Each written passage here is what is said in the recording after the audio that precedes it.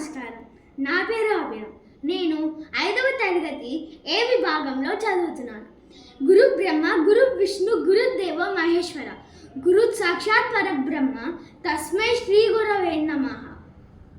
శిశువును లోకానికి పరిచయం చేసిన అమ్మ మొదటి గురువు అయితే, గుండెలపై తన్నుతూ ఆటలాడే శిశువుకు నడక నేర్పే నాన్న రెండవ గురువు అయితే, ఈ లోకంలో ఎలా నడుచుకోవాలో నేర్పి విద్యా బుద్ధులు అందించే ఉపాధ్యాయుడు మూడవ గురువు. అందుకే పెద్దవాళ్ళు మాతృదేవో భవ, పితృదేవో భవ, ఆచార్య దేవో భవ అన్నారు.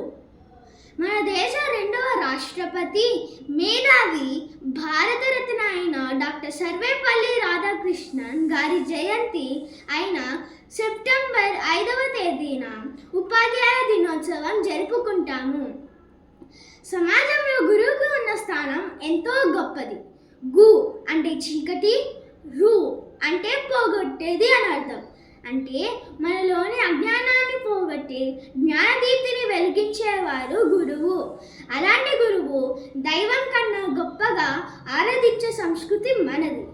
ఈ ఉపాధ్యాయ దినోత్సవం నాడు వారికి బహుమతిగా పువ్వులు, కార్డులు మాత్రమే కాకుండా వారు అందించిన విలువలు మా జీవితంలో పాటిస్తామని వాగ్దానం చేద్దాం. చివరిగా నా ప్రసంగాన్ని ముగిస్తూ, మీ జ్ఞానకాంతి మా జీవితాలకు సరైన మార్గాలు చూపాలని కోరుతూ ఉపాధ్యాయ దినోత్సవ శుభాకాంక్షలు.